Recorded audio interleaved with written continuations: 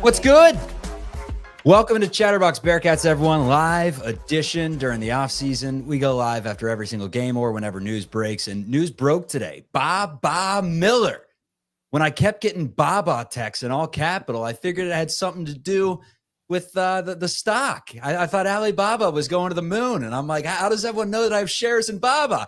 No, it's Wes Miller from Florida Atlantic. Houdini's going to run through some of the numbers that he brings to the table. But I'll tell you this. He brings positional size to UC, 6'11", can defend many positions to the point where he can get a sniff at the NBA if he can really figure out a consistent shot and tighten up his handles just ever so slightly. 6'11", smooth, hit it 34% from three, is a true power forward. And now the Cincinnati Bearcats are in a precarious position where they could play 6'11" and 7'1" on the floor at the same time and stretch the floor. I mean, the two of them combined had over 63s last season. What's up, Houdini? I'm feeling good. Wes Miller has done it again. Wes Miller has done it again. He's back in. He is undefeated in the offseason, man. He's the 72 Dolphins in the offseason. My dog's even going nuts in the background. He's so fired up. Yeah, dude. I mean, look, we didn't have a four. We didn't have a true four. I didn't think we had, there was obviously smoke with this like a month ago, and then he said he was going back to FAU. And then out of nowhere, the last couple of days, started picking up steam. Followed Day Thomas on Instagram. Boom, he commits. Now we have a true four. Like you said, he's huge, man. And he's a legit 6'11". They measured him barefoot at the G League camp. He's got a 7'2" wingspan. Ooh. And he shoots 3.5 threes a game. This isn't a low clip at 34%. It's not unreal, but we're talking about a guy that is shooting step-back threes. Something Dylan Mitchell could never do and shouldn't want to do, right? We're talking a different animal here. Now, granted, he played in the American Conference. We'll see when he's playing consistent Big 12 level talent, but just from the measurables, man, it's pretty exciting. It's pretty exciting. First team All-American, and we played in that conference for long enough to know that if you're first team All-American and you're heading over to Cincinnati, you got to at least be intrigued, especially when you come in with a 6'11" frame, a 7'2" wingspan, and a 9'4" standing reach. His NBA comparison from like a movement perspective, just kind of the way he's built and how he can become a kind of do-it-all versatile forward at 6'11", is Hedo Turkoglu and Gallinari. Like if he can get somewhat of a shot, that's who he comps out to be in the NBA per some scouting sites. Hedo could stroke it at 38%. Baba was someone that shot it, closer to 25% his first couple of years of college. But last year, 34% really picked it up in that department. Uses his length and his agility to guard multiple positions. He can effectively disrupt passing lanes, can finish around the rim with some crafty ability, has some shooting touch and some creativity in traffic. Needs to get a little bit stronger, no doubt about that, but has potential as a secondary playmaker, particularly, it's a tough word, always screw it up, in transition. That's an easier word, and we like hearing transition when it comes to UC and being able to finish. So the hope is he becomes a playmaker that can do it all, still slightly raw, but someone that you can count on as being your starting four, no doubt about it, to start this season. Had a big growth spurt back in the day from 6'2" to 6'11" and retained his guard skills. So he does have a good handle for a player his size, has nice advanced passing instincts. He's like a praying mantis. He's long. He can guard all these positions. He's going to help on switches and is very smooth, as I said. Began at Florida State, played a couple of years there, averaged 7 points in the ACC, so no slouch as a sophomore. And then, as I said, first team AAC a season ago for the Owls. He's from Spain. So now we have Estonia, we have Spain, we have France, and we have Senegal on this team. The cultural melting pot. We always knew it was Clifton, Ohio, Houdini. We always knew this.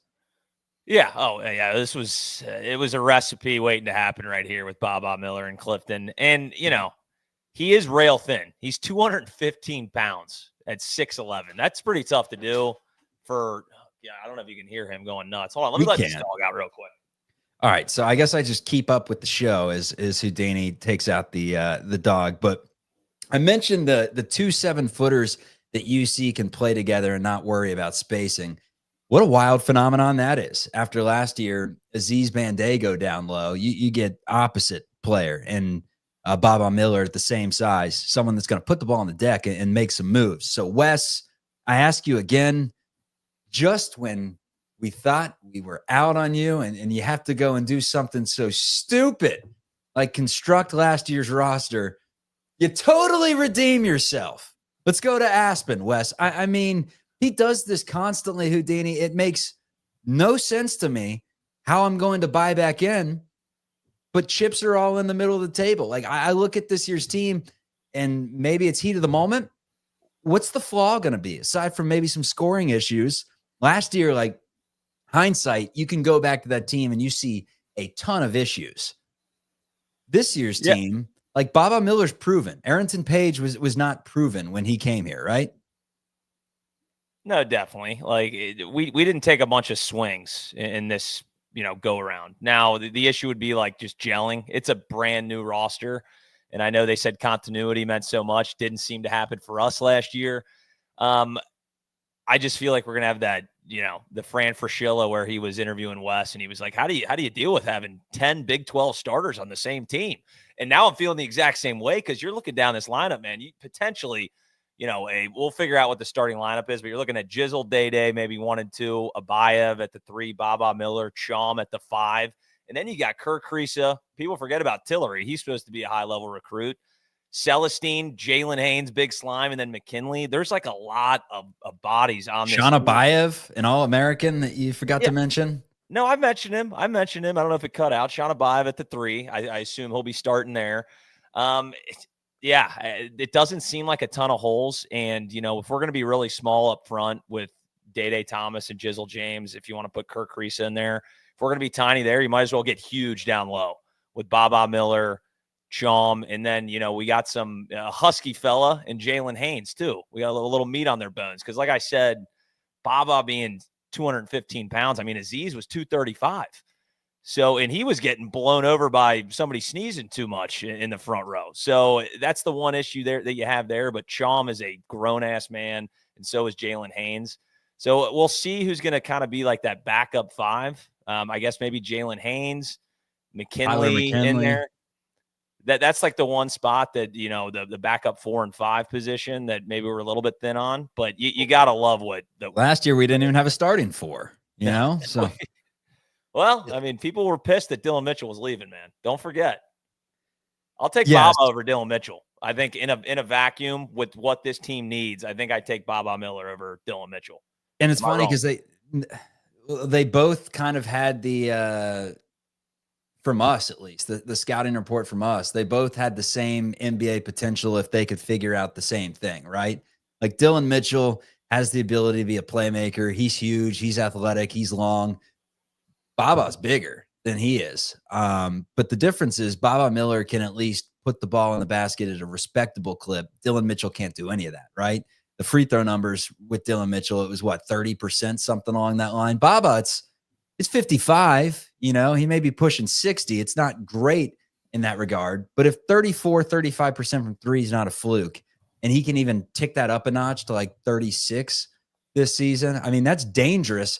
One, I'm going down the list. Is there any way, and I doubt, I mean, he's at Florida Atlantic. He's playing the 4 last season. Is there any way with his positional defensive abilities, his lack of positional guarding to where he can kind of guard like 1 through 5? He's so quick and long. Is there any way that he could play some 3 with Haynes and Chom on the floor at the same time? Or is that just an insane? The Twin Towers a couple years ago, insane. How about 3 of them? Hey, man, I don't hate it. I don't hate the idea. We could float that out there and see if it works. I'm sure Wes will be mixing up lineups depending on who we're playing, of course. If you just want to be gigantic out there and throw him at the 3, I mean, he'd be the tallest 3 in the country. I'll tell you that much. And just to give him a little bit of credit, Chuck, last year he shot 64% from the line. So a little bit better than 55. And you just saw the progression, though. Like freshman year, he shot 30%. That sounds more like a UC Bearcat.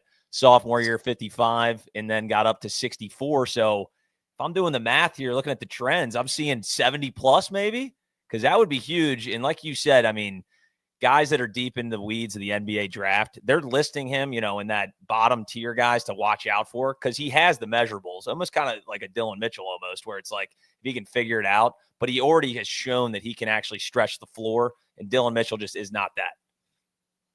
Yeah, Baba Miller has at least the potential to get better in that regard. Dylan Mitchell was just he's energy, and if he's going to make it to the league, it's going to be because of defense, and he's going to have to learn some back to the basket moves and work on his pull-up game, but it's never going to be consistently from three, right? Baba Miller projects as someone that could maybe get to the point where he's like a respectable three-point shooter because he shoots volume. I mean, you go through the game logs a season ago. By the way, the numbers for Florida Atlantic, he averaged 11, 7, a couple of assists, 48% from the floor, 34% from three. In his 34 games a season ago. But you go through the numbers and shot as much as 7 in a game, went 3 of 7 from 3 against South Florida. Like Dylan Mitchell's not taking 7 threes in a game ever. Shot 6 against Central Florida, hit a couple of them, went 5 of 6 from 3 against Florida Gulf Coast in a game where he scored 25. That was his season high. So has the ability to hit 5 3-pointers in a game if you leave him open. He hit 4 in a game against Memphis. Scratch that, hit 5 in a game against Memphis last season. So he has the ability to knock down some 3-point shots. His usage rate was, like I said, secondary scorer. He's not going to be the primary guy on this year's team. But the fact that we thought the roster may have been shored up, and now you add in what is most likely your starting 4, he's 6'11", and he can handle the rock a little. You got to love it. You mentioned Day Thomas and Jizzle James in the starting lineup at the same time. I would have to think that Sincere Harris came here to be the starting shooting guard. But then you wonder, like, what's the deal with Jizzle, with Kerr, and with Day? You got 3 point guards there. Is one of them going to shift into the backup shooting guard? But defensively, you added another 6'11" guy with a 7'2" wingspan that's already shown that he's a really good defender. Like some of the notes that we have on Baba Miller is that, that's where he's going to help you the most. He's great at help side defense around the basket, flies into position, high point blocks well above the rim as the low man. He had a 6.0 block percentage. I'll ask Lily if that's good. I think it is, considering it was in his scout profile. His length makes players think twice around the basket. Who does that sound like? It sounds like Chom. Sounds like the interior defense is going to be tough in that regard. Lots of bad angles, opponents fumbling the ball when he meets them inside. Okay, so that could lead to turnovers. How are the transition players? Well, he's a great transition player. He can finish in transition. We know Jizzle's good in transition. Day Thomas, Sean Abayev looks like he can finish in transition. So this is huge. And everything I've heard says that his weak side rim protection is his signature skill on that end of the ball right now. Covers ground really well on the perimeter, has nice balance, can change directions seamlessly, has good knowledge of the scouting report, closing out correctly. So you pretty much like everything that you're hearing. The issue becomes physicality. The level steps up a little bit. He goes from playing South Florida on a Monday to playing in Allen Fieldhouse. So that'll be the biggest thing when it comes to Baba Miller, but it does seem like he's improved quite a bit, and people have gotten on Wes that he hasn't been able to really develop some of his bigs. I don't know if you call Baba your typical big, but if he has the chops to develop Baba Miller, there's an opportunity here that UC could have one of the steals in the transfer portal. Measurables don't grow on trees, man. But measurables are also terrifying because we've gotten burnt by measurables quite a bit. Well, just the simple fact that you got Shawm sitting there at the center position, and then Baba Miller, who is extremely lengthy and great from everything that we've seen, block percentage, things like that. It's going to be very hard for teams to score at the rim, man. Our defense, and you throw Sincere Harris, an all Big 12 defender, in the mix too. This defense is going to be strong. We'll see where the offense comes from, but it's nice to start with, hey, this defense is going to be very, very difficult to score from. And Wes Miller's got no excuse now. I mean, we're probably going to be a top 25 preseason team. I don't know how you can look at this roster and say no. I kind of hate the idea. We saw how that turned out last year. But Wes Miller has no excuse. Like now it's really time to find out, can you coach a team that every other coach in the country would probably love to have from a roster construction standpoint? Went out and got almost everything he really wanted. Obviously, Abayev is the wild card here as far as, is he going to be able to shoot the ball like we hope he can and score like we hope we can? Because we don't have like that go-to wing player. It's really the Jizzle James is kind of the primary offensive guy from everything we're looking at as far as this roster is concerned. But no excuse for Wes, man. Time is up. Let's see what he can do. Bobo Miller can be your go-to wing player. I mean, that's what he does, man. That is what he does. Auburn had some guys like that this season that were like 6'9", 6'10", that could put the ball on the deck a little bit. So maybe Wes is taking a little page out of his old friend Bruce Pearl's book. Who knows? Corey Evans. This is Corey Evans. This has Corey Evans. Corey Evans. It has Corey Evans all over it. That's what makes me so confident, man, about this roster, because you mentioned that it feels a lot like an extension of last season, and that there's so many good players, but who are the great players? Who are the ones who's going to be the alpha? Who are you going to put the ball in their hands at the end of the game? Who is going to be a reliable scorer at all times? But last year, I think you throw some of those players on a different team, and I think you get different results. It was clearly an issue of just not enough floor spacing, not enough shooters, no playmakers in general. And I think this year that the playmakers will develop, like a Jizzle James and Sean Abayev as maybe 1A, 1B potentially, just because of the fact that you now have 7'1", 6'11" that can hang outside the perimeter, that in Wes Miller's pick and roll offense that he loves, and he's going to love Baba in this pick and roll. Maybe the double screen. He's got 7'1" on one side, 6'11" on the other. One pick and pops, the other one rolls to the bucket. I mean, Wes is going to get creative with this entire thing. But that pick and roll offense last year with Aziz, it became so predictable, because you knew that after the screen, regardless of what Aziz was doing, you're playing drop coverage and you're making sure that he does not get to the bucket, or you're getting up on him. You're making sure he does not get to the bucket, because there's no reality where he's catching the ball from 12 feet and doing any damage. In fact, if he's catching the ball from 12 feet, he's doing damage. It's just friendly fire. It's to Cincinnati.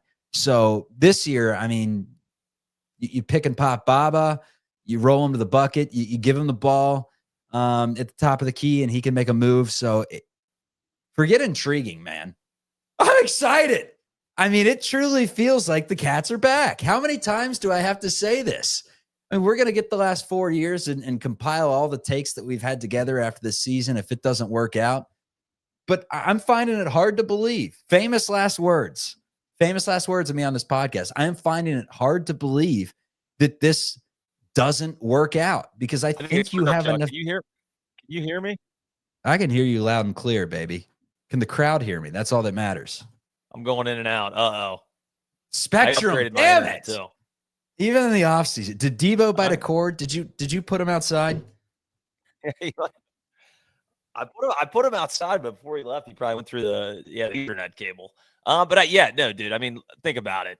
When you're doing the pick and roll, or the pick and pop, whatever it is, when you're doing it with Dylan Mitchell and you're doing it with Aziz Bandego, how they swap that with two guys that can actually shoot from the perimeter? Sham can shoot the ball too if he's wide open. I mean, there's going to be so many different options with this team. You got, Celestine, like I had mentioned when we were picking who's going to make the most threes on the team, probably him. That guy shoots the ball, consistently like 5 times a game over the last couple seasons. So, and he's played a lot of the 4 spot too. So there's a lot of different things they can do here, but yeah, that one alpha is probably the issue. I just love that if Jizzle James is having one of those tough games, like low IQ passes, just turning the ball over, you got Kirk Kriisa and possibly Tillery that can come in and man the offense and make good decisions and pass the ball effectively. I think we're back, Chuck. Fuck it. I think we're back. Fuck it. I think we're back. This is from Matt Babcock, who is an NBA draft analyst. He said, quote, Baba Miller has been intriguing talent for some time. While he's shown his versatility and physical tools, a full season of consistent production would likely boost his stock. Wes, the time is now. Let's get some dudes to the NBA. One of my favorite things in the world is going back on, what's the exact website? It's Basketball Reference, College Basketball Reference, where you can go back and look at rosters, and they got the little NBA logo next to him. And I was doing one the other day when I was doing some Minnesota Timberwolves prep, because I saw that Jaden McDaniels and Isaiah Stewart both had the NBA, obviously, next to their names, and they finished below 500. I'm thinking, how did that Washington team, and they had McDonald's All-American Quade Green, I'm like, how did they finish below 500? That is a travesty. In Washington, that's a team that's made the tournament, I think, once in like 20 years. So please, Cincinnati, don't ever make us like the Washington Huskies, where it's like, remember when we had Nate Robinson and Brandon Roy 20 years ago? We don't want that. And maybe this is the year where Wes can get some guys to the NBA. I mean, Cham, Baba Miller, Sean Abayev, 3 dudes that realistically, and true, it's not realistically until we actually see them play, but based on everything we've heard, based on their tape against high school players in AAU and in some of these circuits, and for Baba Miller against AAC competition, and for Cham against Big 12 competition, like, these dudes have the physical attributes with big seasons to where UC could have a couple guys drafted. I mean, how fun would that be, Houdini? I've been talking about getting some guys in the NBA. Lily wants a Jazz jersey. He wants a Sean Abayev Jazz jersey. Can we please get it done, Wes and company? Just once, man. Jaylen Brown for the Celtics, he went to Cal. Cal's been terrible for forever. Had a better program in the last 20 years than Cal, despite them being like a 5 seed the last year that Brown was there. But you go up and down, man. Devin White from Colorado. Like, come on now. Let's get someone to the league. It's mind-blowing to not have one guy in the NBA. It's like it's hard pathetic. to do. I mean, you run up and down like big programs. I mean, they got a few guys. I mean, hell, Xavier's got what? Najee Marshall. I don't know if Edmund Sumner is still in the league or not. He's probably out. Around. But yeah, it's pretty hard not to have one guy that's active in the NBA. Like, the closest thing we got right now is like Jaron Cumberland and Trey Scott playing in the G League games for the Minnesota Toasters. That's the closest thing that we got right now. So maybe, man, Cham is a guy that was already projected in many mock drafts as like a late 2nd round pick. So if he can figure it out and just elevate slightly, I think he's a lock to play in the NBA, and we'll take it even if he's here for 1 year. We'll take an NBA guy because that'd be awesome. You want to get deep into the weeds? Lily status with some of the numbers? Let's do it. Yes. So we talked about how Baba has multi-position defender written all over him, has enough speed to guard threes and the size to guard in the lane as well. So, I mean, there is some reality where you could potentially have him, Big Slime, and Cham on the floor at the same time until we see it actually in an exhibition or in a real game against Pine Bluff, because Pine Bluff or one of those teams is going to be on the schedule. Until we actually see it, and even when we do see it, we should probably take a step back based on everything we've said in the out of conference in the last few years. But it's at least an intriguing possibility of 6'11", 6'9", 7'1". 6'11" being a slasher that can also pick and pop, 6'9" being a bruiser, and Jalen Haynes that can also put it on the floor, and then 7'1" being a lob threat, a 3-point threat, and one of the best shot blockers in the country. Like, I'm salivating like I'm one of Ivan Pavlov's dogs. I mean, come on now. And then you got Celestine that you could play at the 4, Sincere Harris, if you want to go with a more defensive-minded approach, or potentially Kirk Ariza if he's planning on being a shooting guard, Jizzle, Day-Day, whoever it may be, at that 2 position. Keyshawn Tillery is a complete wild card because all indications are that he's one of the better recruits, if not the best recruit, minus Sean Abayev now at this point. But when he signed, best recruit that Wes Miller has ever landed at the University of Cincinnati. So you would have to think that a red shirt, probably isn't on the table, or at least wasn't on the table before this portal class. But now it's like, where are you going to find time for all these guys? But deep into the weeds, he shot 6.4 attempts per 100 possessions, did Baba Miller, 34%. So both his percentage and volume went up from his sophomore season, put him closer to where the median NBA forward sits from distance pre-draft. Apparently the shot looks a lot more comfortable. He looks better pulling up 8 of 14 on pull-up threes last year, which is nice to see, even if it's not going to be a part of his pro role. Did get better at the free throw line, as we mentioned, can get it done inside. He finishes above the rim as a roller and a cutter, has a strong knack for identifying gaps in the defense, getting into them for easy scoring opportunities at the basket. What does that right there tell you, Houdini? Are you thinking what I'm thinking when you hear that about his game? What are you thinking, Chuck? He's going to be a superstar. I'm thinking that zone defenses have been hell for the Cincinnati Bearcats for the longest time. I mean, that you throw a zone at UC and it's like, what do we do? What do we do? Who do we pass it to? Not in a long time have you been able to get it into the middle to a qualified decision maker who can, put his signature on the piece of paper and slam it through the bucket. That's what Baba can do. You can get it to him on the high post, and he can turn. He can look at the basket. He can make a good decision. UC did not have that a season ago. They just didn't. Dylan, he wasn't that dude, man. Even from 7 feet away, you didn't feel comfortable him having the ball in his hands consistently, at least, especially against big-time opponents. So I hear that, and it's like, what a welcomed addition. Oh, yeah. Yeah. The zone's been killing us. And, a guy that loves playing against zones is Kirk Carissa. He'll shoot it from 40 feet out and really take you out of his zone if he gets hot. And, yeah, we tried a couple different guys. Dylan Mitchell, we tried Dan Skillings in the center of that zone to be the playmaker, neither of which were qualified to do so, and we saw that. Baba Miller at 6'11" right there. And even, a guy like Sincere Harris at 6'4", he's not a great three-point shooter, as we know. But he can drive to the rim, and he could shoot from 12 feet, right? He's a guy that could probably potentially be there too. And then Shanabayev as well. We'll see what he turns into. But they got a couple of options. I mean, hell, even Jalen Haynes at the top of the key, he could do damage there. He can put the ball in the basket from mid-range, and he can get to the rim. There's some guys. I thought that this team was going to be massive the last 2 years, and they were, especially 2 years ago. With Locken, with Jamil, and with Aziz, and Newman, a good rebounder at his position. UC was the best team in the Big 12 at rebounding. Last year, it was an atrocity. They just did not play as big as their size. Skillings took a step down in rebounding, and a lot of it had to do with the fact that he just didn't play as much, didn't have as much of a chance to get a groove under him, had a knee injury, suffered early. Dylan Mitchell was 12 some games. He was 2 others. He just wasn't as reliable and played out on the perimeter a little bit to where he wasn't banging in the paint as much. But you think about this year's team, man. Shanabayev is 6'8" and can play on the perimeter, only plays on the perimeter for the most part.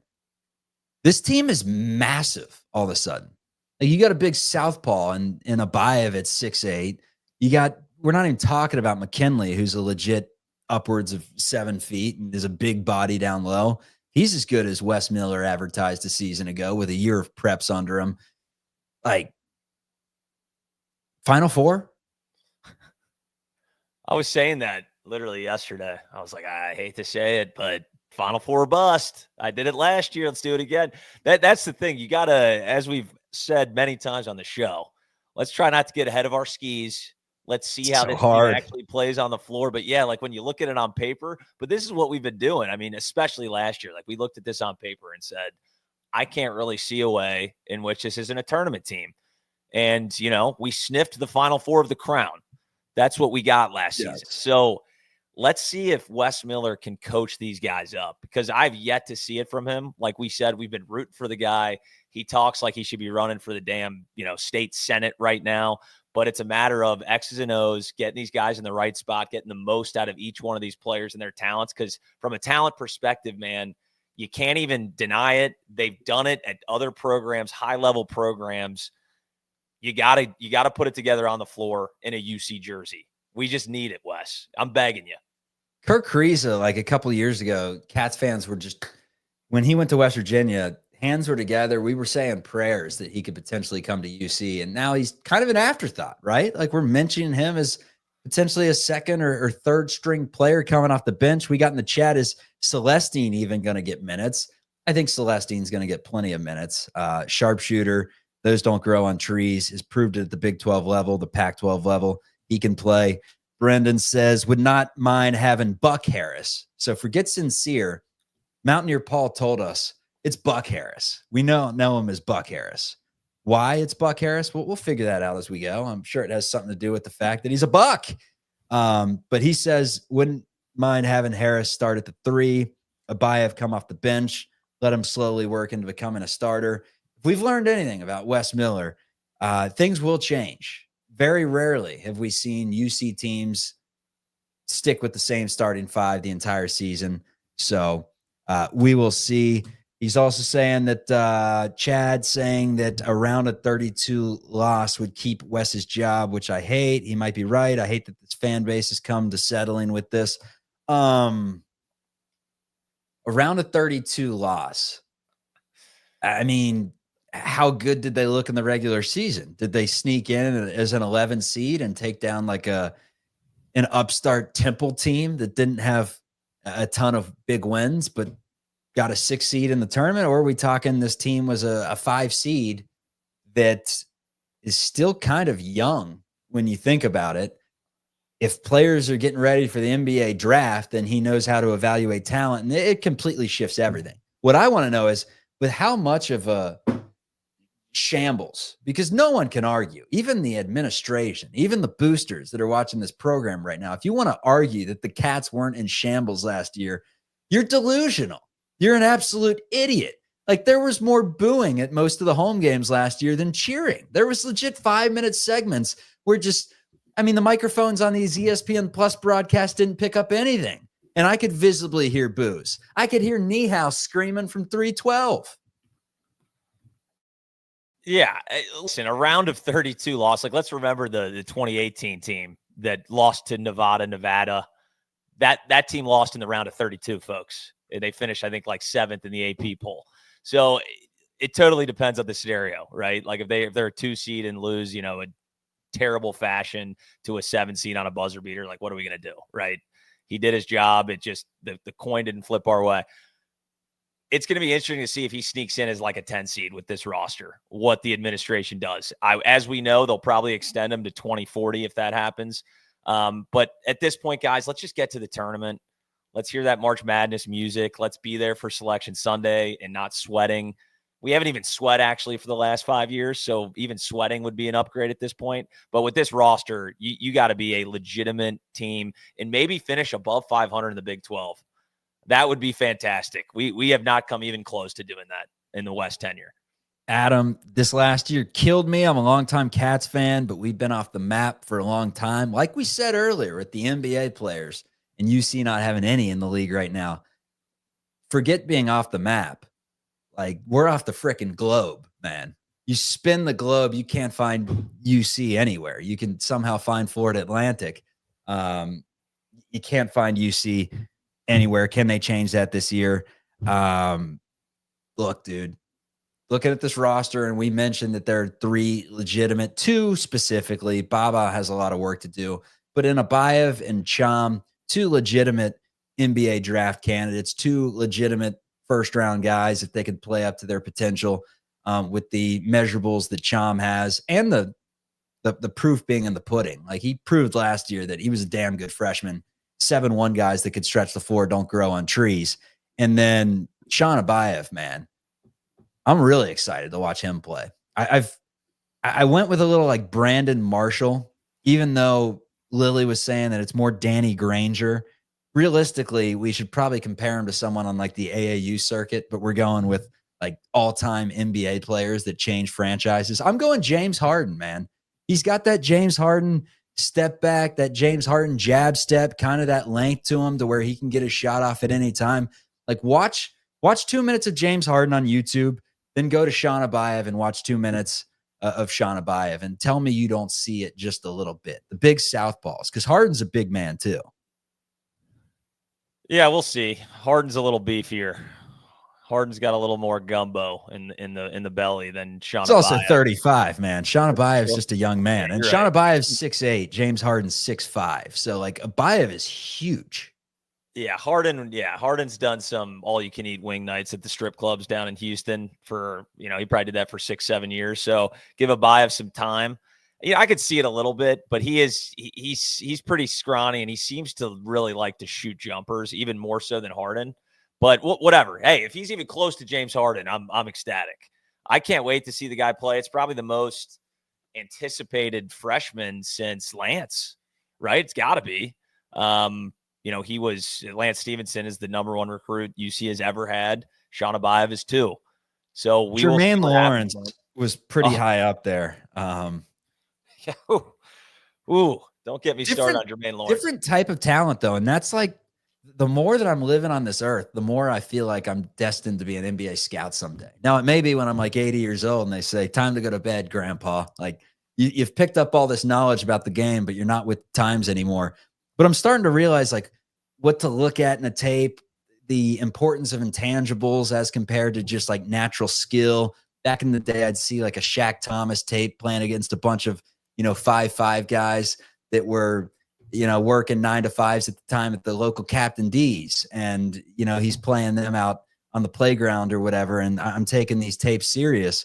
But nowadays, I'm looking at one thing with Abayev. It's how can he create with the ball in his hands? Is that going to translate to the collegiate game? His handle is not as tight as where it needs to be, but he can get a few dribbles and get into a shot, I think, anytime. For the most part, next season in the non-conference, how is it going to translate to Big 12 when, you got an all Big 12 6'7" defender that's in his face? He's not going to let you get by him, that sort of thing. We'll have to see in that regard. But he can shoot, man. Like Jermaine Lawrence, he couldn't shoot. His entire tape was just him being 6'11" and driving down the lane and dunking, and that was it. Like go back and watch it. There wasn't even a post move in his tape. It was just dunks. And I was enamored by it. And I'm like, this guy's 6'11" and could jump out of the gym. And he's in a Mick Cronin-led defense. He's going to be blocking shots for days. With Abayev, it's completely different. Like, he's going to be able to score. We just saw him on the same floor as Cam Boozer, is Dabonsta going to BYU, is the dude going to Baylor. I forget his last name, that almost looks like Michael Jordan, that wears the wristband on his calf. You'll hear the name this upcoming season because he's nice. I'll actually look that up. But that's what I get excited about with Sean Abayev. It's that I think his tape gives us enough to be pretty confident that he's going to be able to score at the very least pretty consistently at this level, and good enough to where I think Wes is going to leave him on the floor, even if he's not great at rebounding, even if he gets bullied a little bit on the defensive end. You got a 7'1" guy down low to pick him up, Oh, yeah. Yeah, and I'd say, like, for bigs, it's a little harder to project a lot of times, those highly touted bigs out of high school, because a lot of, like you said, a lot of the time they're just massively bigger than everyone else they're playing. It's just dunk after dunk after dunk. That was Jermaine Lawrence. Sean Abayev has played, some of the highest talent at his level, of course, in high school, and he's blowing by guys multiple times a game and hitting very difficult contested threes. That's the one thing, is decision making. There's gonna be a transition there against collegiate athletes. He's not gonna be able to just shoot those southpaw fadeaways from 30 feet. Maybe a couple a game here and there, maybe against Arkansas Pine Bluff, like you mentioned. But yeah, I'm not anticipating him to come out and average 20. I think if people think that, they're a little bit out of their minds. But if you can get, him in double-digit scoring, take some of that off of Jizzle James. I don't think he needs the usage rate anywhere close to what he had last season. That's a win. That's a huge win for us. Averaging 20 complete stretch, scoring 20 at a point in his freshman season. Oh, yeah. I think that's a big time possibility. I mean, when he played for Team World against Team USA in that game, he was like a last minute addition. One of the players scratched. He comes in, doesn't even practice with the team, only got like 5 minutes in the game. And within 30 seconds of playtime, there was a kick out, buries a 28-footer, goes between the legs a few times, pulls the string over one of the boozers, bang.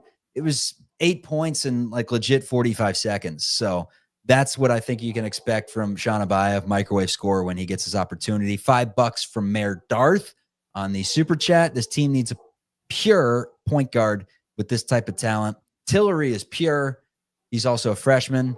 Kirk Ariza, also a pure point guard as well. So Wes Miller's got a lot of tools in the bag. Question, which tools is he going to go with?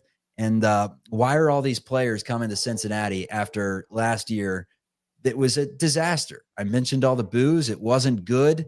You would have to think that Wes Miller's in his final season if he can't figure it out. And you would think that players may be a little bit skeptical of that, especially players that could have had some other big time offers, all these guys. And Wes Miller lands, I don't think it's arguable. I think he lands his best transfer portal class yet. What do you say to that? I think top to bottom, it's the most proven for sure. Not even close. Not even close, man. I don't even know how he did it. So credit to Wes Miller, because like you said, if I'm a college kid looking to transfer, Cincinnati, based on the way that they played, like that ain't a destination I want to go to, especially if I want to get to the next level too. We got zero NBA guys. Zero NBA guys. We got cold winters. We have a streak where they haven't made the NCAA tournament in how long? We got their fans booing their players off the floor. We got an exodus of every single player from the season before, aside from Jizzle and Day. So yeah, in that regard, we have Woodies. We have Clifton. Okay, it's a blocks on the shorts are sweet. And look, when this program's humming, it's a beautiful thing. We know that. It's why we started this Chatterbox Bearcats program, in addition to just being diehard fans that watch every single game. But look, I could go to downtown on the weekends and catch a game down there. But no, I'm catching it in my little bungalow and reacting live because I know the day is coming someday. I know it's coming where supply and demand, the demand is going to be through the roof because the Cats are going to be back and we're going to be talking about a statue of Wes Miller right next to the Big O. Yeah, I mean, if you can, and I think Wes Miller can do this very well, if you can show these kids the historical background of UC basketball and kind of get them fired up, because, you know, it's been a long, long time since we had, you know, the Kenyon Martin days. But I'm sure Wes Miller is one of the greatest coaches on somebody's couch in a family room, convincing their family to send their kid to UC. And the money doesn't hurt either, because he pulled on every string that he had to throw out this NIL money, because I can't believe that we were even in the consideration for Baba Miller. A lot of big schools wanted Baba Miller. I don't care who you are. You want a 6'11" stretch 4 right now. And we got him. We got Chum. We did everything we wanted in the portal, man. So let's see if he can do it. Yeah, clap it up for Wesy. Come on, Wes. Come on, Wesy. What do you say, Wesy? We'll finish the show with a little bit of negativity. And it's just, we talked about all the positives of Baba Miller's game. Here are the negatives. So the things that you should be looking at this upcoming season as potentially hindering the team.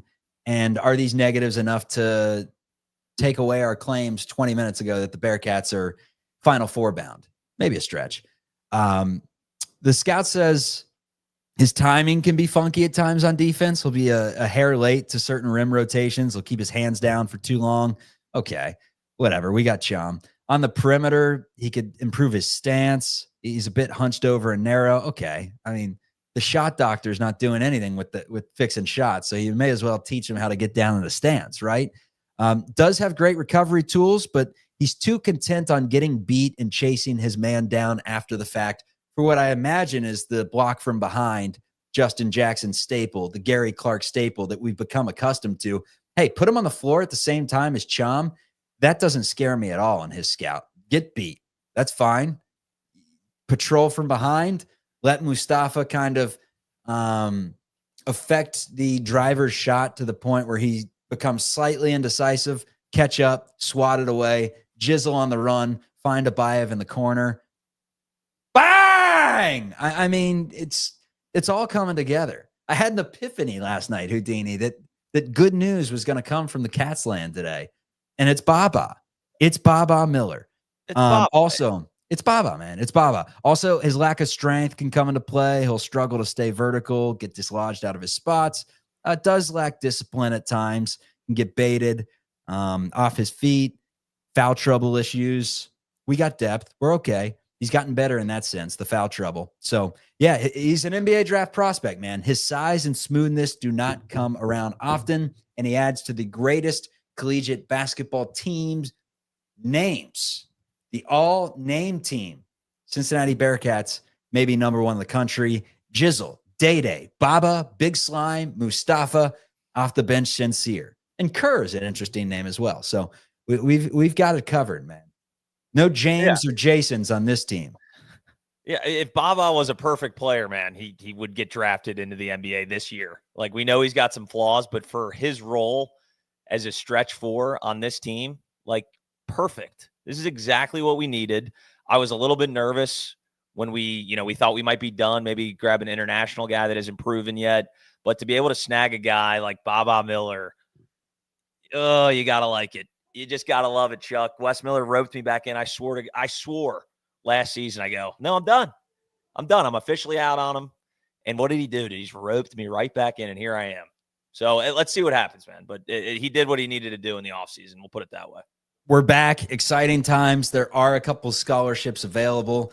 Maybe the Cats look into some Ivy League guys, boost the GPA so we can win some postseason awards, go out and get some 6'6" guy from Penn that can, open the books, get some 4.0s and help out on the, no, in all sincerity, I don't think Wes Miller's landing anyone else from the portal, maybe international, or they're just good. I mean, they have enough depth at this point, plenty at the point guard position. Now, the true point guard comment that came in earlier, I think Kerr, if he's healthy, he can be that guy. And then Tillery as well. And Jizzle and Day, they played it last year. Pretty decent considering they had a 5 that and a 4 that really clogged things up in their attempts to facilitate. Got great defenders, specialty defenders, especially Suter that has some size, and Celestine, and also a Bayev that has some size. Good positional size at this day and age is crucial. It's crucial, man. And we thought we had it the last couple of years. And Arrington Page, who was 6'11", he was the perfect measurables guy with huge shoulders. I mentioned he looked like DeAndre Ayton. He hit some threes against Kansas. You saw flashes, but flashes aren't good enough. And the guys that they brought in have proved that they can play at a more consistent clip at this level. So it's big time, man. It's big time. Wes Miller does it again. We do it again. The breaking news on the program today will be here after all the football and basketball games. And if the baseball team makes a run in the NCAA tournament or gets to the NCAA tournament, we're brainstorming. We're going to ask the shareholders of this show what they think about maybe some live post-game baseball shows. Houdini, how would you feel breaking down that, I could read the box scores, man. I could do that. I could call home runs maybe if we just want to do a play-by-play. But, yeah, other than that, I'm completely out. I'm going to be rooting for them, the Diamond Bearcats, man. We need a postseason appearance in some sport. We'll take it. You're just going to come on the air and go through every single pitch, basically the 9-inning play-by-play. Just let me tell you what. There was a 2-2 splitter at about 96 miles per hour in the third. Just sound smart, man. That's all podcasting is, man. Come out and sound smart. Yeah, I'll just do advanced analytics. I'll talk about WAR, slashing numbers, all that good stuff. And I got to start watching more Cats baseball now that they're actually going to make it looks like they're going to make it, apparently, when I'm following guys on Twitter. Hopefully they do. We'll see. Yeah, that's where we have Lily to the program. One of us will need to play traffic cop, ask him some questions, and he's been dialed in since the UNLV series. So Chatterbox Bearcats, find us on YouTube, our specific YouTube page at Chatterbox Bearcats, Instagram as well. Content coming very soon with the football season just about here, just a couple months away. And of course, any breaking news, we'll be back for these shows. And just to shoot the shit every month or so, we'll definitely be back to say what's up to everyone. Thanks for hopping into the comments. Appreciate our super chatter, Mayor Dart today.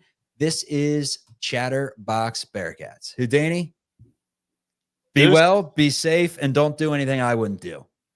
Goodbye. See ya.